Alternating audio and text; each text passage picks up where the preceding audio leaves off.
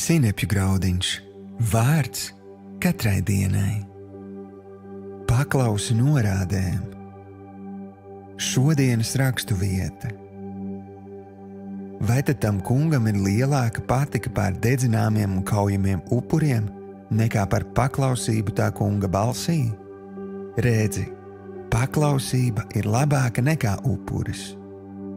1. Samuēla 15. nodaļa, 22. pants.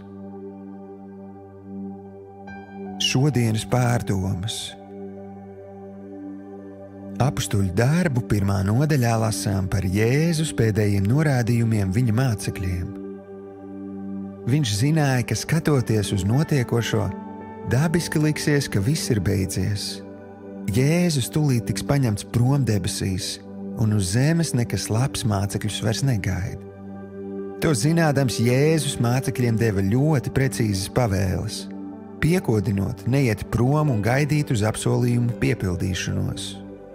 Turpat tālāk lasām, ka mācekļi paklausīja un sapulcējušies augšstabā, vienprātīgi palika kopā lūgšanās.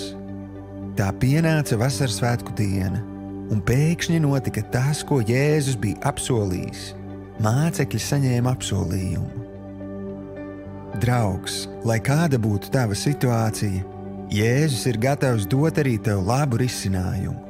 Taču tāpat kā mācekļiem toreiz, arī tev šodien, lai piedzīvotu apsolījumu piepildīšanos, ir jāpaklausa Jēzum.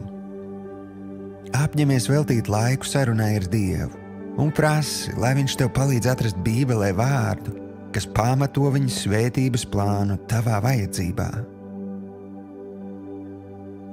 Šodienas lūgšana.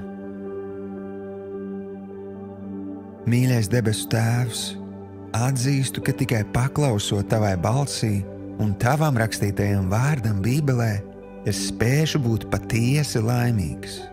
Es apņemos sekot tev un pateicos, ka tu dari daudz vairāk, kā es lūdzu un saprotu.